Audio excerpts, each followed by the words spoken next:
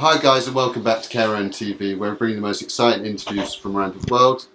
Today we've got our first females on the channel. We do. So very excited. Thank you very much, and hope you feel privileged. I'm only joking, I feel privileged to have you girls. So today we've got Chantelle and we've got Kate. Hi. So how are we doing? Everything alright? Yeah, we're cool. Everything's good. Yeah, we're good. So like most people we've had on the channel so far, these girls have been through their own trials and tribulations, and they've got real interesting stories and crazy stories at the same time. So whereabouts are you girls from? I'm originally from West London, Labour Grove.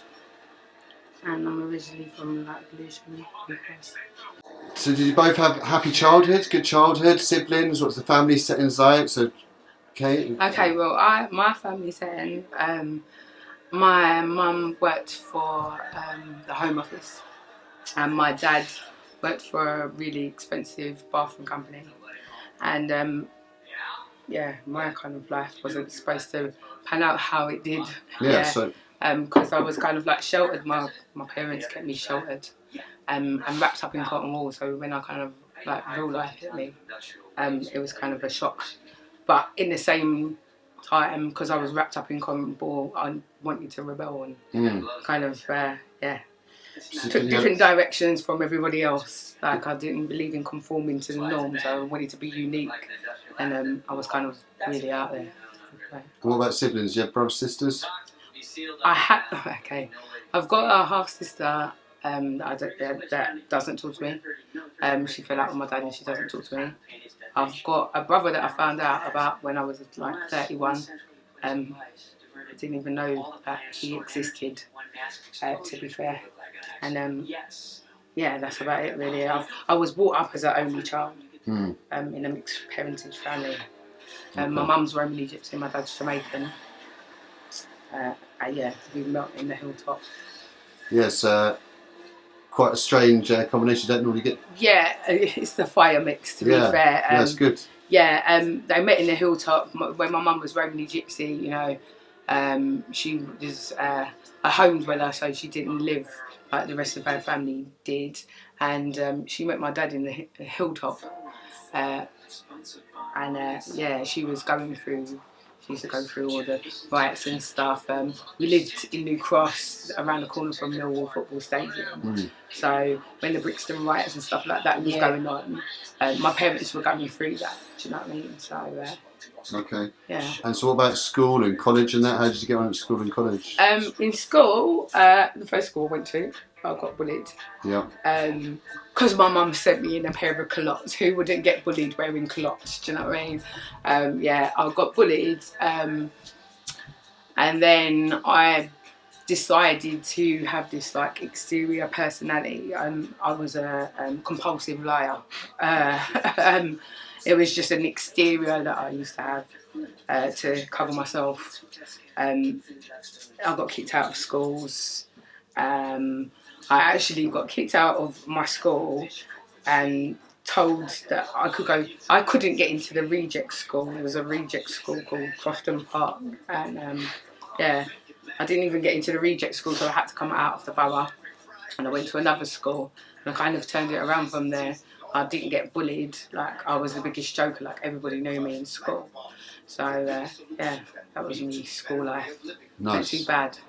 Okay, and Chantelle, how about yours then? Talk about your childhood, family. Well, I'm one of 8.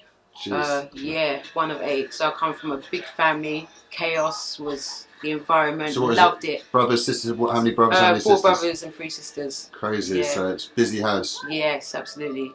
My mum and dad's white. My dad's black. Yeah, it's a crazy childhood, but I wouldn't change it. My mum like worked 3 jobs to keep us, you know, the best she could, innit? Of course. So yeah. So it was a happy childhood then. I didn't know they're different. Yeah. Do you know what I mean? When you're Of about course, hand-me-downs and all that stuff, and yeah, I didn't know no different. But that doesn't matter about that stuff. Like say you had a busy, lots of family around, so that makes it good in itself. No, is it? Yeah. Yeah. Yeah. And so talk about school for yourself and that. How did you get on at school? In school, I was a quiet child, so I was like an observer. So I didn't really say much until I got into my secondary school was the promiscuous time, and I know about boys. Yeah. Yeah. And so did you finish your school? Did you go? Primary school I did, secondary school I didn't. I got chucked out for having a fight, so didn't get no qualifications or anything like that. Okay. Yeah. And so, so you didn't go to college or anything like this? Or what happened? I went Hammersmith and West London College when I was 16 to do a hair and beauty course, which I didn't fulfill, which is kind of like a ongoing thing, a pattern that I've noticed in my life is that I don't fulfill things. I start something and don't finish it. Yeah. So, yeah. Okay, and so upon sort of leaving the college, the beauty thing, what happened there? What was going on with you at those times? Yeah. And so what age was this? This was 17 years old, 16, 17 was it? Yeah, 16, 17. From that point on, it was just about drugs, alcohol and boys. So talk to me about how you got into drugs then, who introduced you to drugs? So weed was a common thing. School? Weed was a standard thing in the household, so it was, you know, second nature to us. So I started off with weed, alcohol, then doing speed, anything I would try, then doing crack, cocaine, heroin. And so what age was this that you were trying all these harder drugs? The harder drugs started when I was 23. Okay. About 23. More the crack, cocaine and heroin. Okay, so what were you doing sort of between the 18 and 23 or 17 and 23? What was it during this time? Was it just... Fucking. Yeah. Yeah. So just being promiscuous and... Yeah. So I always, like, as I was growing up, because I got a lot of attention, I was really attractive when I was younger, I got a lot of attention from guys. It was like, oh, okay, like I'm a sexual object, you know, and I kind of used that and became something that... But I think in all fairness, I think, like, a lot of women go through a transition in life. Like, I call it for me personally, I call it my slaggy period, where you try out different things. Like, it's not that we're promiscuous, but I call it the transition when you go from a girl to a woman, because you have to kiss a lot of frogs to find your prince. Do you know what I mean? In that sense, even though I'm a lesbian, but yeah, do you know what I mean? I think it's a transition in life. So I think a lot of people actually, we've all done the same thing. I think. Part growing up. So. Yeah, I think so, because I think that people kind of go through a transition. You don't know what. So tell us about yourself, Kit. And so when you left school, or what? Okay, what so I was always when I was in school, I was the fat girl. Yeah, like I was 13.5 stone, from the age of 11. So I was quite tomboyish, you know, like trying to play knockdown ginger, playing with all the boys, fighting and stuff like that. I didn't wear a skirt until I was about 14. And like I said, I used to lie to fit in. I used to have this big persona. People used to, oh yeah, I slept with a guy and da da da. These times I was still a virgin. You know what I mean? Like, I went through, I don't know, I went through my transition in life. When I started to get attention, yeah, I really didn't know what to do with it, yeah. And then, because I was bigger than everybody else, yeah, I used to slag around because I wanted the attention, but I seemed to live in the shadow of other people. Do you know what I mean? Like, and then it was like the ugly swan turned into the beautiful. No, the ugly duckling turned into a beautiful swan, because when I started losing weight and stuff, I started getting attention. And when I started getting attention, like, because I'm not used to having attention, I was lapping up that attention. Do you know what I mean? So I used to sleep around. Like, I had my slacky period, and I used to sleep around of it. Yeah, to get the attention. But I was more open with things, because obviously in my age, I'm from the era where a girl was as shine as if she sucked a cock. Do you know what I mean? But I was 17 when I became bisexual, and like one of my best friends tried to ruin me. Like, I've always believed in being myself. So what do you mean your friend tried to ruin you? What? And she tried to ruin me by telling my mum that I was a lesbian. And my mum was like, oh my God, I want grandkids. How could you do this? Which was kind of hypocritical because my mum... weren't acceptable. No, but the thing is, my mum worked in the prison service at one point as a carrot worker. And she would talk everybody in the prison service out of the closet. Do you know what I mean? All of her friends were gay and whatever. But as soon as her daughter was gay, it was like, I want grandkids and is that any other. But I've never conformed to what people expect of me. Like, I'm me. I've got one life. I'm going to live it. And I've always been quite open and real about things. And a lot of people can't handle that. That I'm so real about what I do. Yeah.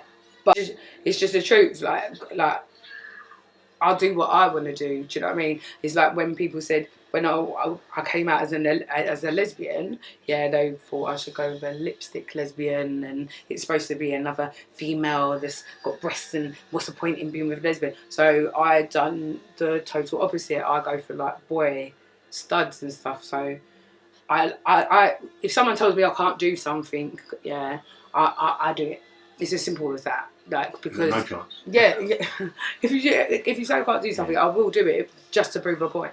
Because you can't tell me.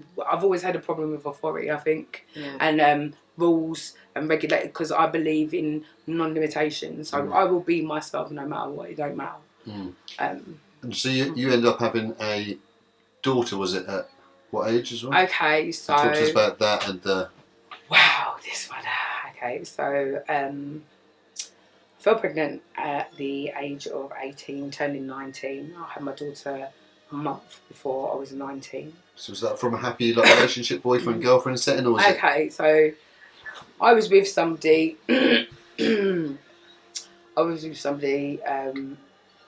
For a good few years. They must have went away to work, and they didn't treat me too well. They had a few girls on the go and whatever have you.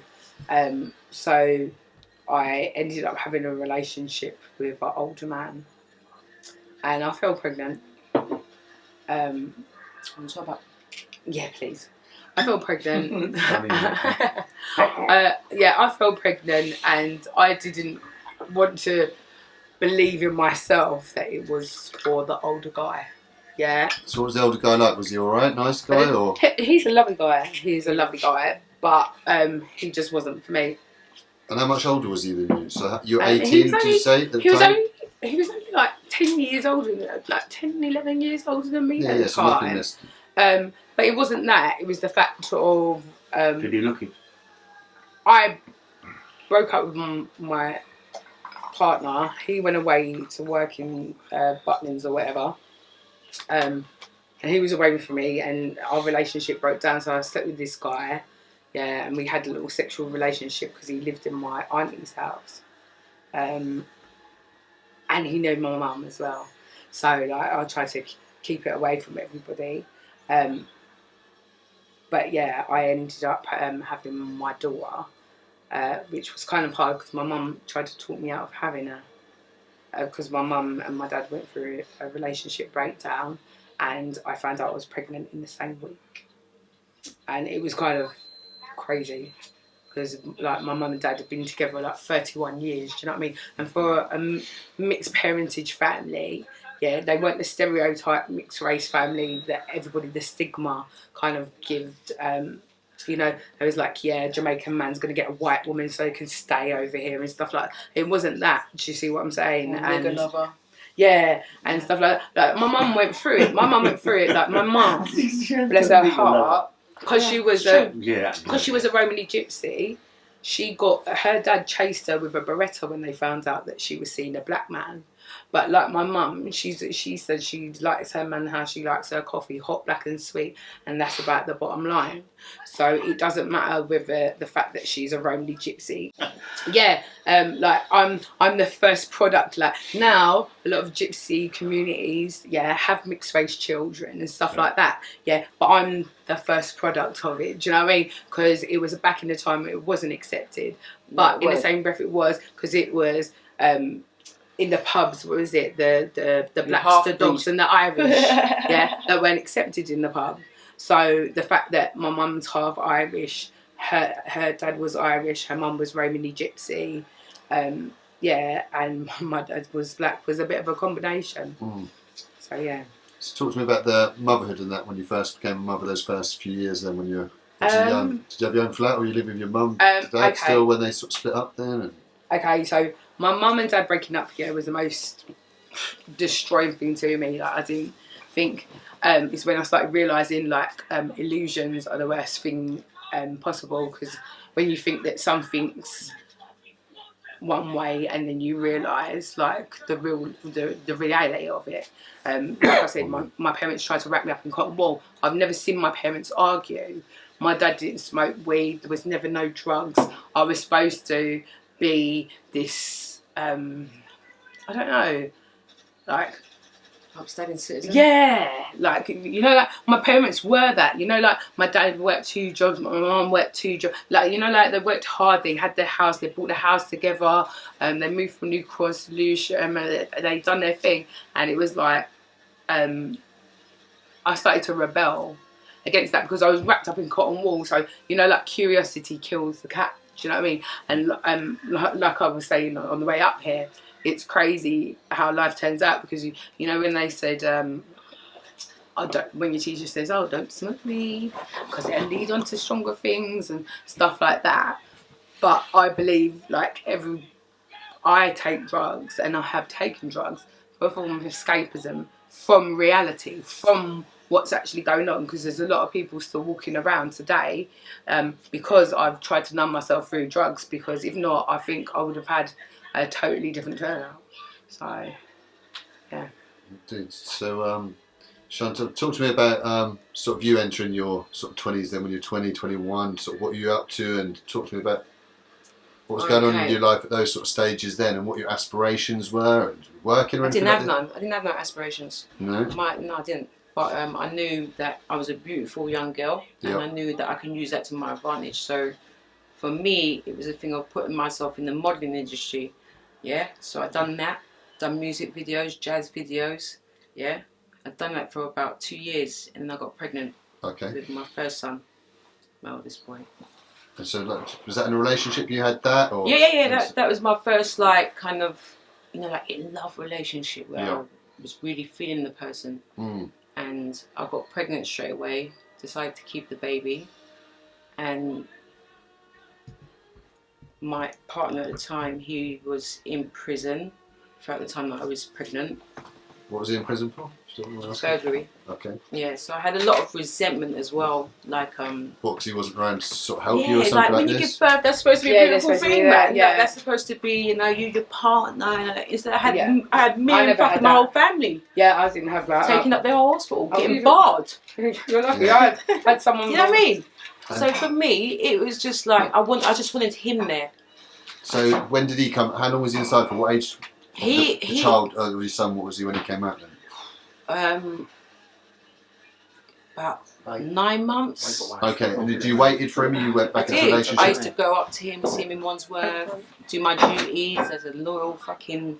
Which is hard work in itself, you know, travelling up and down there, isn't it? And going through all the process. It takes a long time for a little visit, and it's something that I wasn't used to in, like, you know, because it was my first full-time relationship. I didn't expect. So were you used to go? Had you ever been to prison visits before this, or anything? No. So this was quite a shock to the system, and that. Absolutely.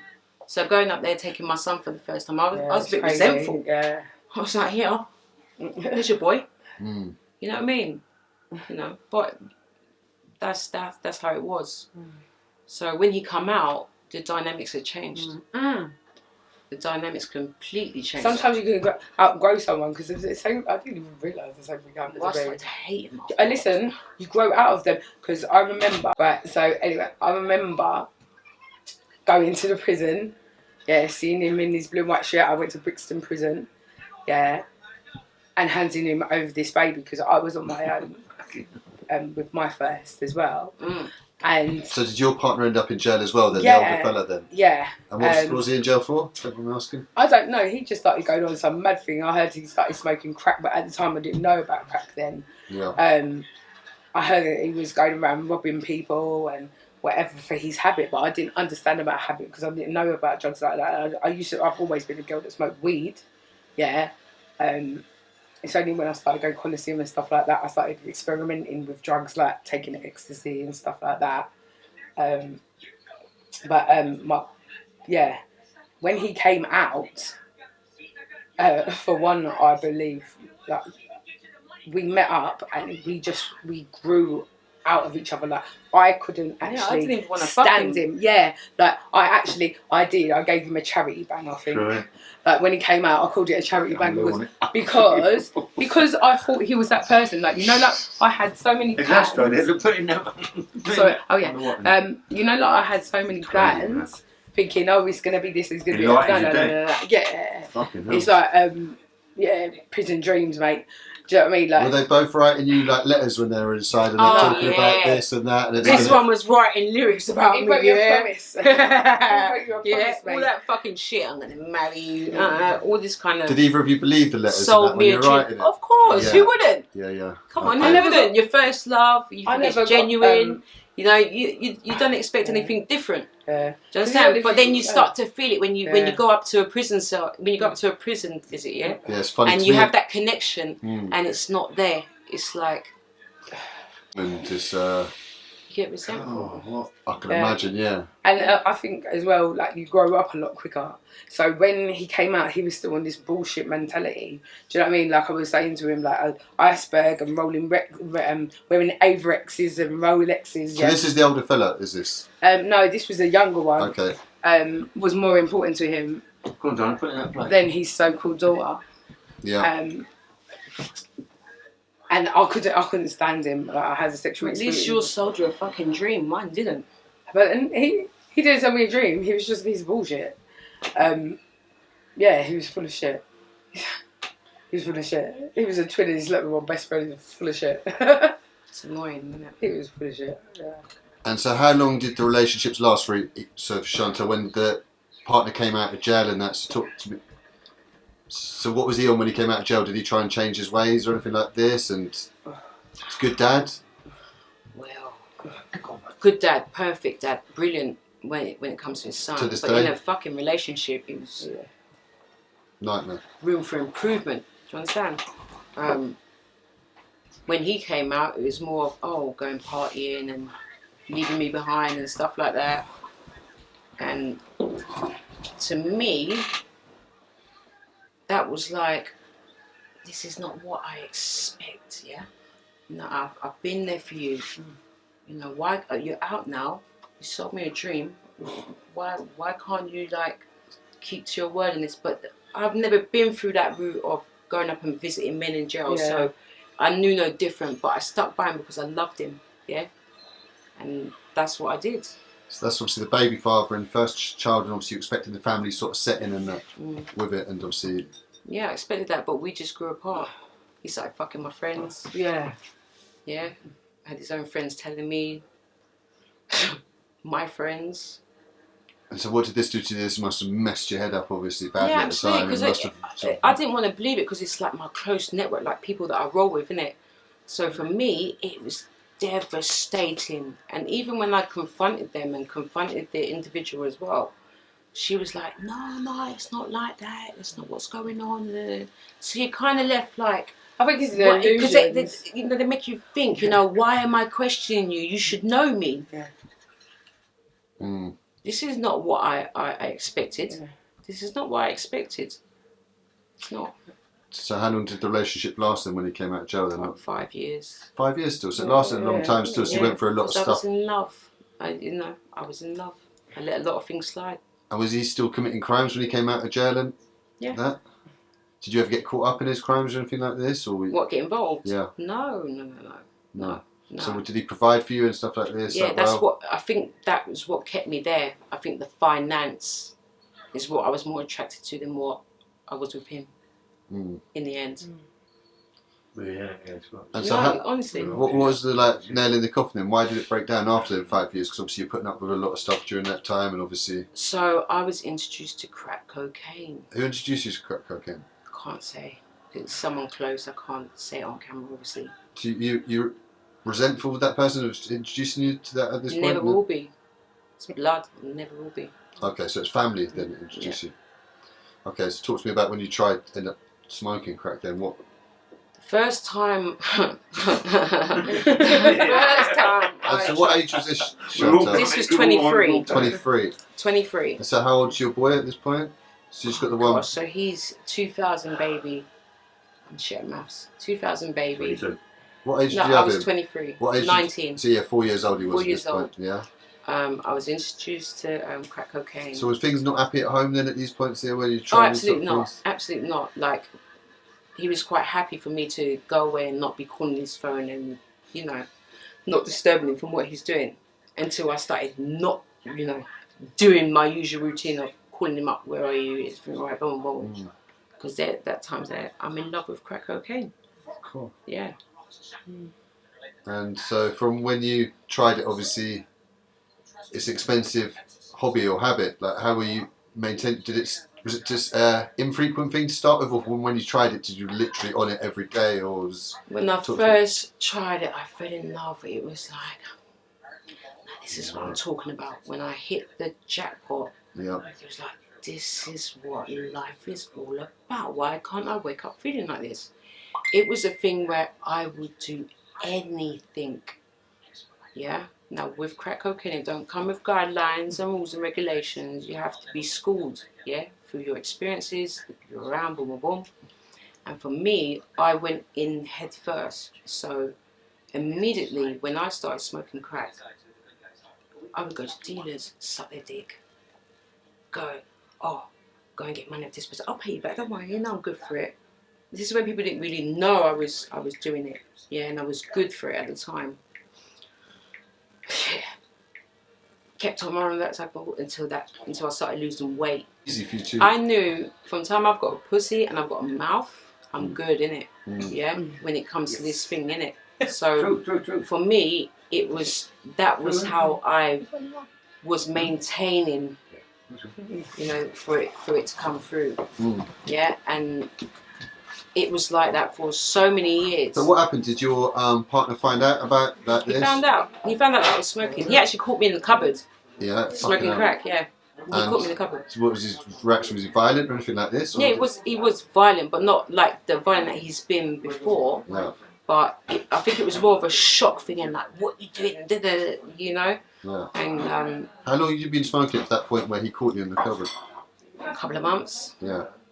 Couple of months. I think when the deterioration started to show and the calls didn't come through and I was not answering his calls, he must have knew something was going on. It was either a man, Yeah. which he probably thought was a man, but. And Yeah. so obviously where things sort of come to a head in that, and so what was it? You just sick of him, weren't willing to put up with his shit no more, where you were on the stuff, didn't want to listen to him, and you were on your own thing then at this point, was it? I was on my own thing. I was now dedicated to crack cocaine. That was it. That was what I was about. I couldn't even deal with my son. Yeah. You know, I'd pass him on to my sister to look after, or like various family members to look after, because all I was dedicated to was crack cocaine at the time, and that was my world for many years. So how much during them times? How much crack could you go for in a day, money wise or amount wise? Until I couldn't like stand up. So even if I didn't have no money, and I've got that, I'm good. Yeah. Yeah. And by then I formed links. And so what were you doing? Spending time with the dealers now, or is that who you're with? Dealers, and then I'll go to like people and then start like thinking, why the fuck am I giving it away for free? I can fucking get paid for it. And that's what, you know what, actually, yeah, this is what I'm going to do now. Yeah. I'm going to take it to the streets, yeah, and I'm going to start charging, man, yeah, and that's exactly what I did.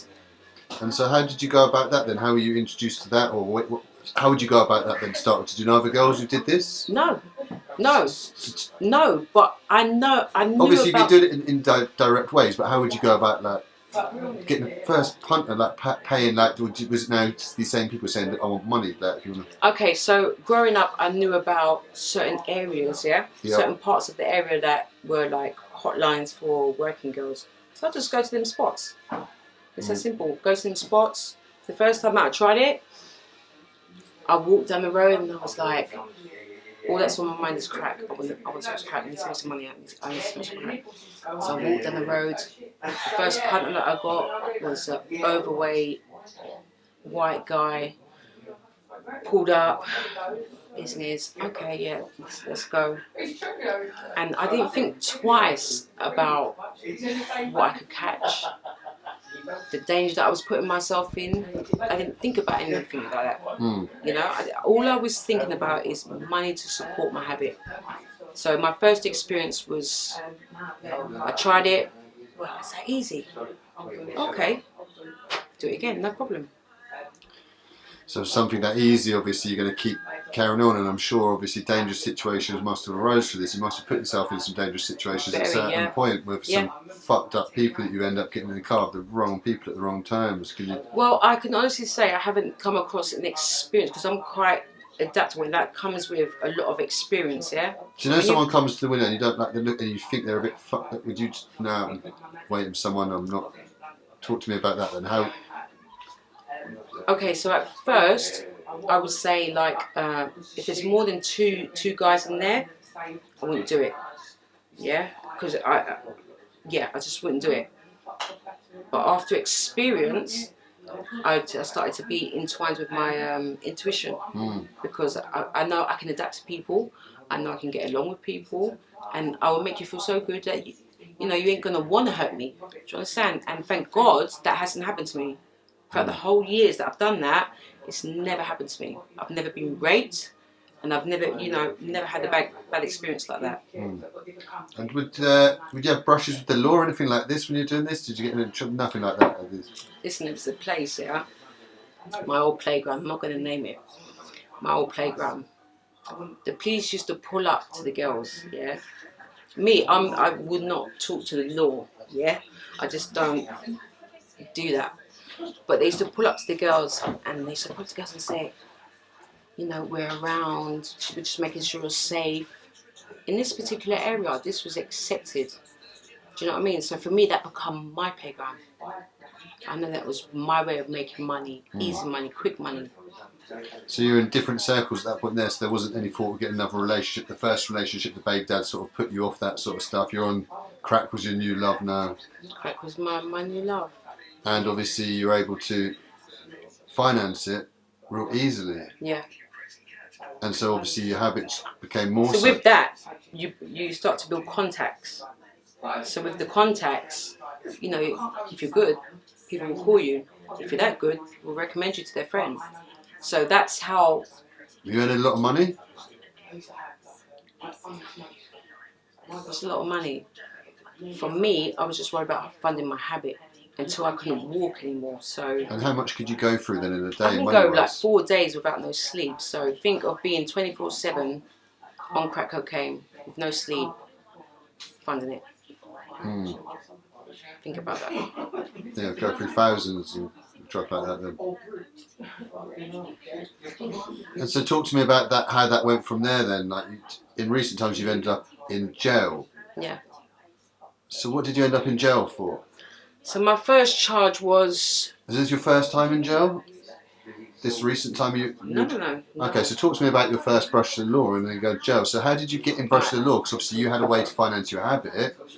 Where the brush to the law Social services started to get involved. So obviously when you're moving reckless, people talk, information received, and obviously it's got into the social services hands. And they were doing a lot of homework behind my back. They interacted with me. I had my meetings. So you were letting your sister look after? Yeah, I was just dumping my son. I didn't care. Whoever would take him, it's fine. Like, as long as he's not with me, which is bad. Yeah. But at the time, it was in a better place. For me, yeah. Do you understand? So social services got involved, and it was like, for me, they were contacting my son's nursery at the time and having meetings behind the back, and it's only because I knew one of the girls that worked in the nursery. She told me, so I went, no, fuck that. I'm not having that. So I thought, you know what? I'm going to teach these people a lesson. So what I done? I went and got petrol, put £3 in it, went into the social services, and threatened to burn it down. Yeah, got nicked. Articles with intent to destroy and endanger lives. Got 3 years for that. That was my first charge. Within that 3 years, I hardly even got to saw my son. While in jail? While in So jail, yeah. how long did you serve? A year and a half, or you served 3 years? 18 months. Yeah, you served 18 I had to do months. certain courses. Like back then, it's not like how it is now. Back then, you had to like do certain courses and prove yourself, and because they put me as a mapper. Yeah. I was a mapper then. And how was prison though? You obviously, it's your first experience as a prison. Obviously, you've gone in there. You've got a habit when you went in there as well. It was right. My first time in jail. My first week was the most scariest time of my life. I didn't know no one. Everyone was on a hype. You know, you got the name brands, and you got bullies. You got people just like, you know, that are used to what they, you know, that are used to being in jail. It's my first time, and I had to kind of. Did you know anyone in there? Like, no, I didn't. No, so I didn't. there's no one to make. But I wouldn't tolerate certain things. Like when I was in jail, I think people thought at that time because I was short and I was good looking that I would tolerate a lot of stuff. I had to earn a reputation in prison, which it took me a lot of years to earn. Like I had to go through fighting, winning some and losing some, but never backing down. People coming into your cell stealing stuff. You know, a lot of bullshit. A lot of bullshit. And what about drugs? Were they still doing the drugs in jail? Was there No, drugs so in the jail? What jail was this? Sorry, It's Bronzefield. Yeah. Bronzefield was the first one that I went to, and then because my case went to Crown Court, once I got sentenced, they shipped me to Holloway. And when I went to Holloway, that was another experience. Another experience in the term of I've never seen a dead body in my life, and.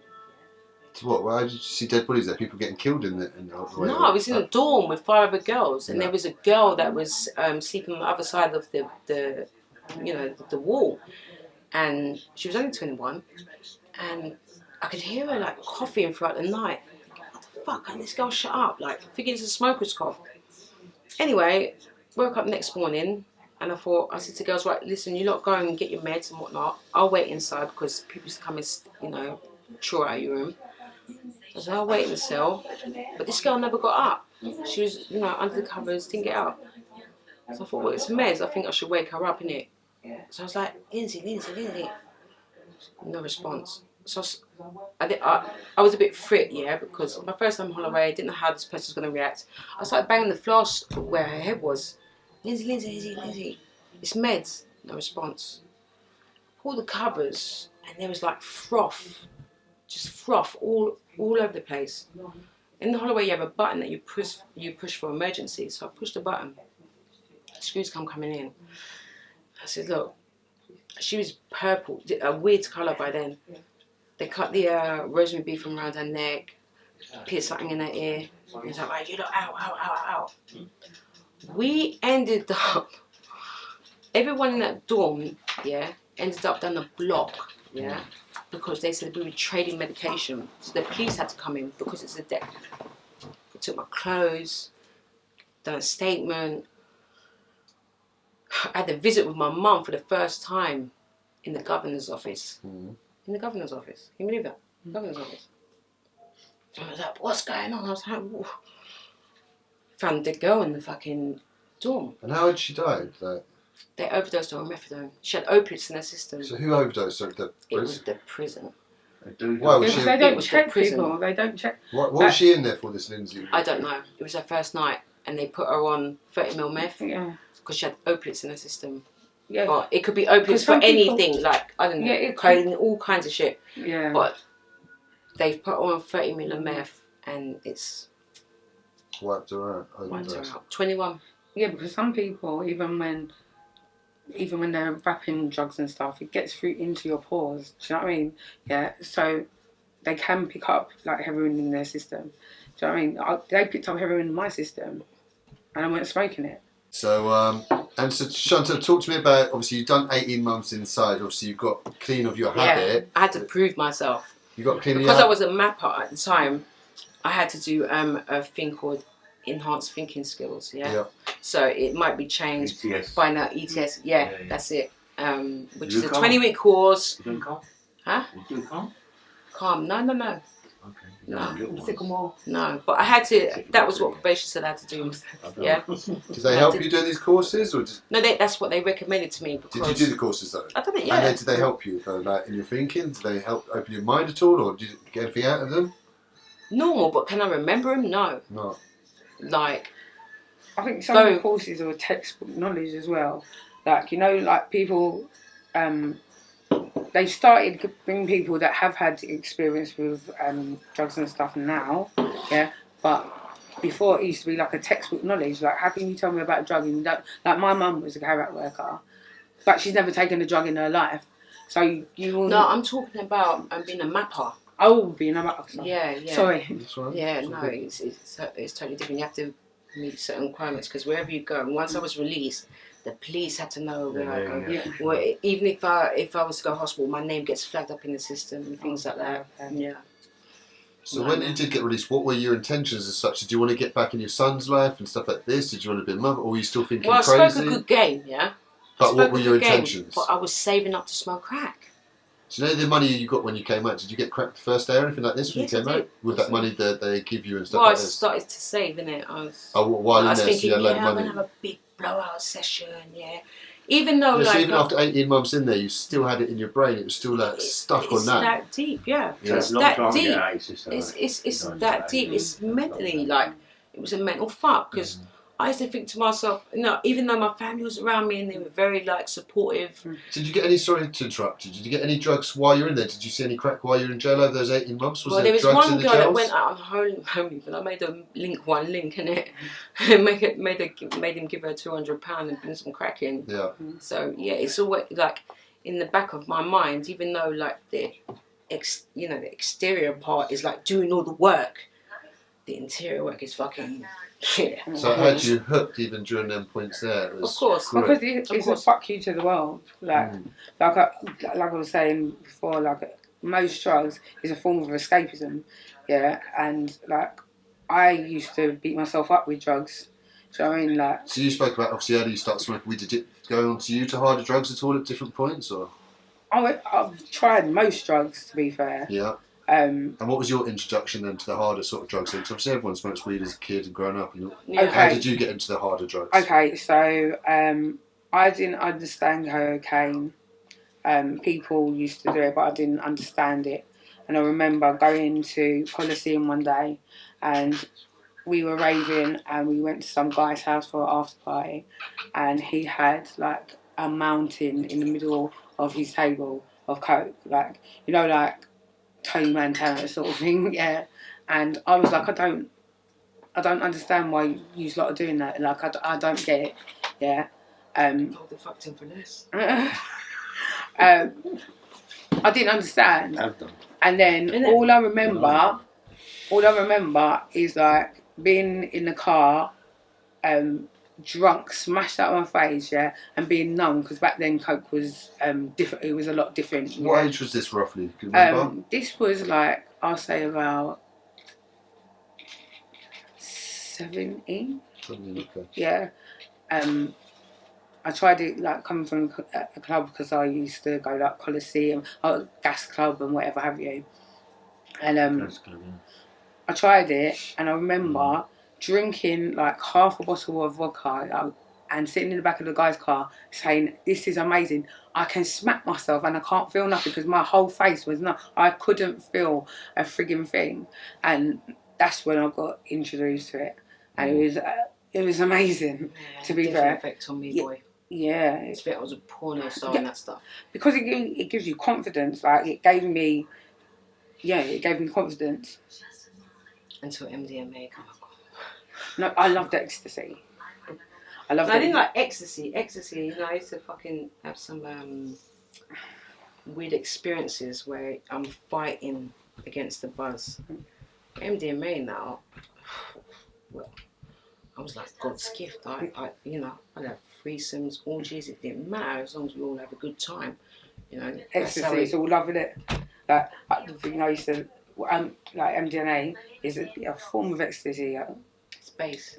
Yeah, but when it was Love Doves and Mitsubishi Turbos and them things where I remember paying like £20 for one pill. Yeah. Do you know what I mean? In collar, and it used to be like an hallucinogenic. Yeah, like I'll be looking at I'll be looking at a table and the grain in it will start, and then I'll shake my head and it goes back to normal. No, it weren't like a trip, but they used to be like hallucinogenics before. Yeah, they lasted 6 hours. It was all love. Your enemy is step on your foot. Yeah, and you'll be like, don't worry, take my telephone number. You all right, mate? Do you want me to buy you a drink? Yeah, and then the next day you'll be screwing them again. Yeah, because you can't remember none of that love stuff. Do you know what I mean? And yeah, I used to think I would take on. I think I was the Black Power Rangers. You know what I mean? I would take on them and their sisters. Like, I used to love it. So were you able to take sort of drugs recreationally on the weekend and still look after obviously your son? Obviously, when you got obviously past age of 19, or did it ever get too much? Okay, right. Basically, my curiosity, I think, started me on drugs, and the fact that I moved out of an area when I was pregnant with my first child. I moved out of the area and I was isolated. I didn't know anybody. Yeah. Why did you move out of the area? Because my mum and dad broke up. Yeah. My mum didn't want to be like bump into him and his partner, and I was pregnant, so we decided that we was going to go and get a pub. So we got a pub, and it was a way to like have a business, and one of us could be looking after the baby. So like I went to the pub, my mum look after the baby. She went to the pub, I look after it. So it kind of worked for us at the time. And because I was isolated from my friends, yeah, the first time I moved down there, I had a telephone bill of like £3,000 because I was isolated from everybody and I felt alone up there, and of course boredom. You was throwing them sex lines, you lie. No, I did sex lines up there. What do you mean phoning them sex lines? I did I did phone lines up there because I was so fucking bored. I used to bash out their PlayStation and be on the phone. How did you get into that then? A friend of mine told me about it, and she was like, "You need to try it." So I've never been able to sexy talk to someone. You know, like if a guy says talk dirty to me on the phone. I didn't know what to. No, but at the time I didn't know what to say. Yeah. It's only when I started doing them things that I started broadening my horizons. Yeah, and started to learn how to talk filth and stuff like that while I'm bashing out Resident Evil. Do you know what I mean? And it was hilarious, to be fair. But I started to learn different things. You start to be in tune with your sexuality and your capability and what guys like, and get in tune with their penis and get in tune with everything. The power. I like the power of it. Absolutely. I like the power of the people that didn't notice me when I used to be bigger. When I used to be bigger and stuff, yeah. But the same people that years later ended up running me down, and it was crazy. It was crazy. So you enjoyed the attention as such? Yeah, I did enjoy the attention, but I didn't realise at the time, yeah, like, now, I don't like attention. It's not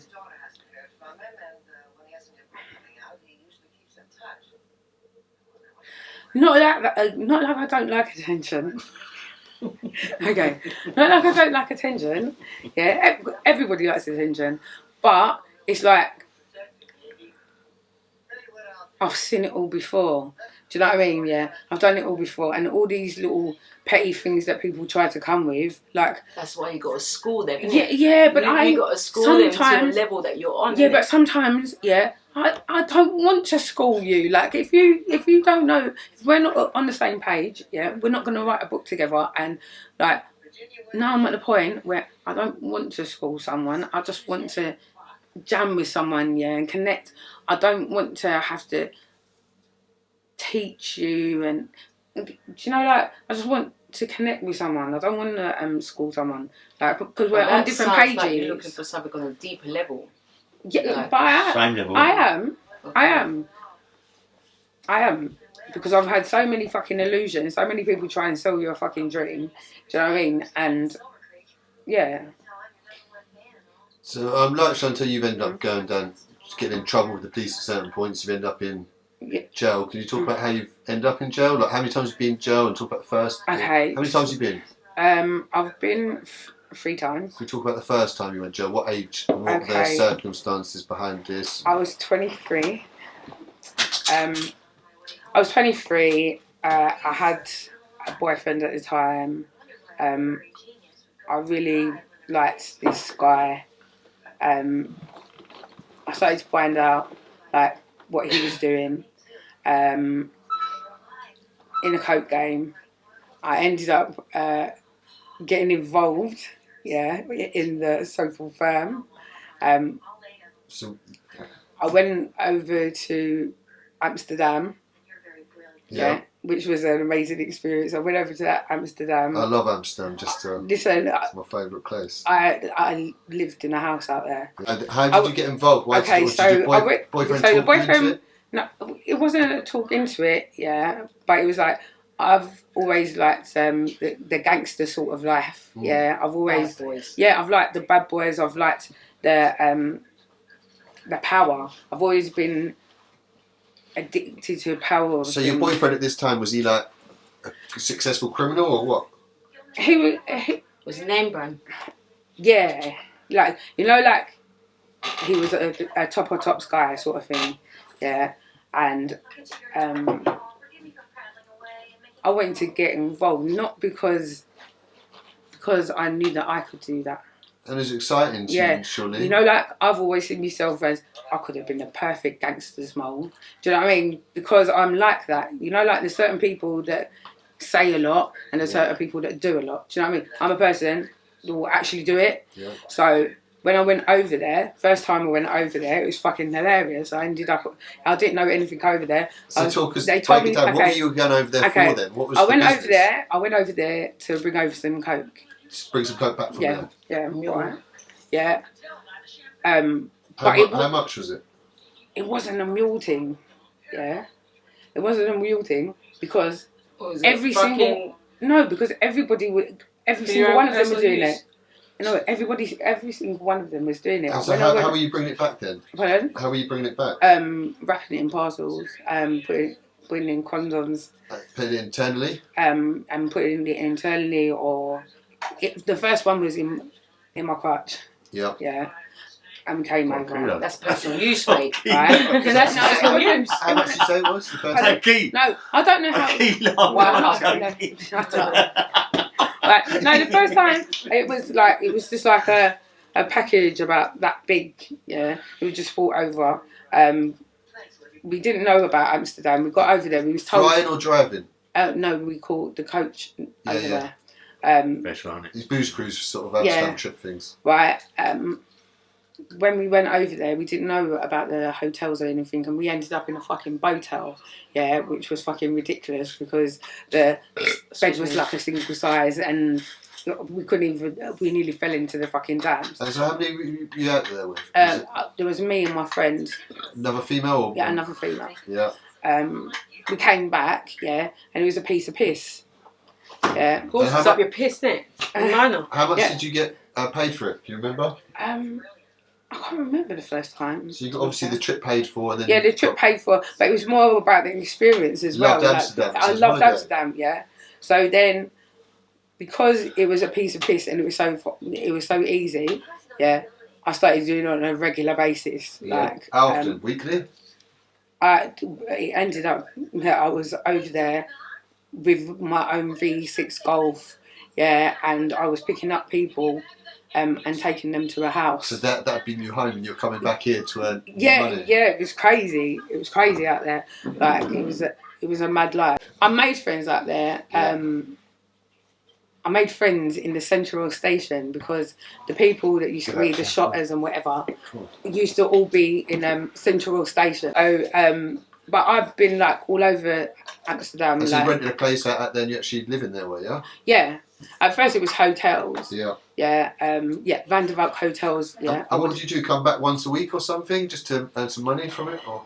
No, I'd stay out there like 4 or 5 weeks at a time and then come back. And bring a package back every time you come back. Yeah, but then I didn't. I didn't become a mule. Yeah. I wasn't a mule. So what were you doing then? Then I was just picking up people, setting them up in hotels. Oh, well, you were the person out there you could be the one to sort them out, Yeah. get the stuff, give them the Yeah. package, and that too. And So yeah, that must have been quite a better position. You weren't having to even mule, and you're literally. yeah. And so, what age was this when you first went out there then? I did 23. 23. And what about your son then? Where was your son? No, I didn't have my son. No, I thought you had your son at what age? No, my daughter. Daughter, sorry, at 19. So where was your daughter? Sorry. This was 2000. She was about 3. And so, what did you take her out there? Have you any? Yeah. Oh, she's been out when we ended up having the house. Yeah, she came out there.